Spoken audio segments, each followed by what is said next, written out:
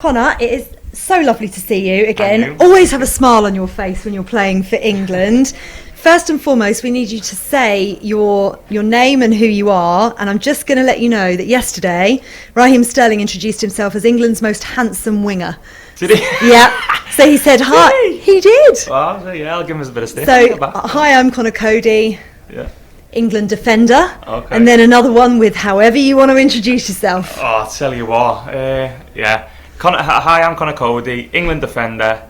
And it's hard to put anything on it like Raheem. He's a little bit more... he loves himself a little bit there, doesn't he? You said it, not me. How are you doing anyway? How have you settled in? Yeah, good, thank you. Oh, it's been brilliant. It's been great. I think since the boys met up last week, it was obviously at Rockcliffe last week, and it was a great week. It was a week where we worked really hard. We obviously had the 2 games, but training was really, really tough. So to finally get here now, and the week of the game is fantastic to be here, yeah.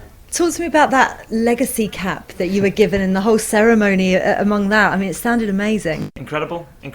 Something we never expected, if I'm being honest with you. I certainly never expected it coming. So, not just the legacy cap. The legacy cap's incredible. I think it's incredible to look back and keep things like that, mementos and things to say you played for England is incredible. But the whole talk that the gaffer done, what he spoke about, what we all spoke about as a team was incredible. And honestly, it gives you goosebumps, and it gave you goosebumps watching the video and listening to him talk, definitely. Can you give us a bit of insight into what he said and what you were watching?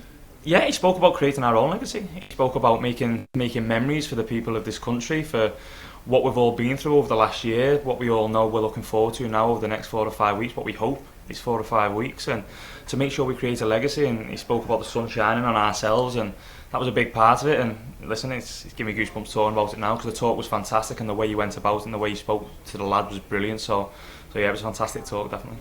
Something else that might give you goosebumps, your first England memory of them in a tournament. What do you remember the first tournament you watched England in? Oh, the first tournament, I was born in 93, so I think 96 come a little bit early for me. 98 was one where Michael Owen won the goal against the goal where he slaloms and ends up putting it in the top corner. It was incredible. That one for me sticks out. I think that's the earliest memory that I can remember, if I'm being honest with you. And listen, what a team that was. David Beckham was involved and people like this. So yeah, that's the earliest memory for me in that goal. Who was your England hero when you were growing up?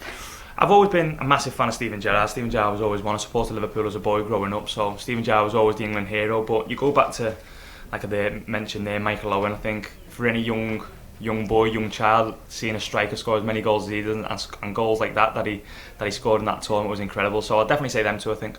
I remember speaking to you at the time, but just remind us about your first England call-up and who the first person you spoke to and told about it.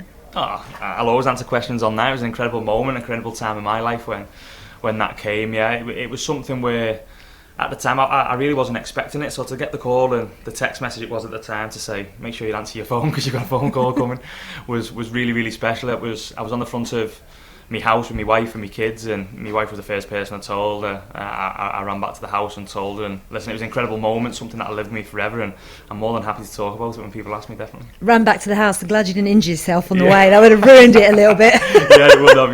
No, it was a good time. Yeah.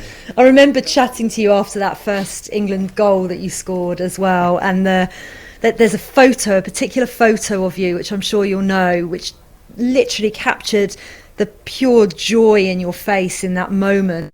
What did that mean to you, and what did it mean to then subsequently find out you were going to be competing in an actual tournament for England?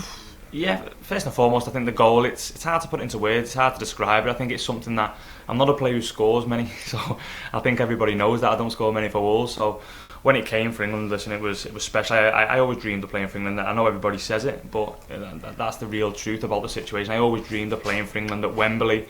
I was hoping it was going to be in front of supporters, but it wasn't, and luckily we're trying to get a few back now. But listen, the moment when it came in from trips, it was an incredible ball in, and as soon as it hit me foot, I couldn't really miss. So as soon as it hit me foot, I knew it was in. So it was just pure joy, pure excitement, pure relief. I think to say I've scored for my country was something I never dreamed I thought I'd ever say. So to actually finally say that and for it to happen and to play in this team that I was playing in was incredible. And you move forward now to obviously the last week when we all found out we were going to a major tournament. I think it was incredible. There's a lot of, I think, new players from Russia now who spoke about that in the squad, which is incredible. And listen, I'm one of them, and I'm here to help as much as I possibly can. So I was saying to Greg walking down here about how excited I get in major tournaments as a supporter. I'm sure the rest of the country does as well. So to finally be involved and to actually be here is an absolutely incredible feeling, definitely.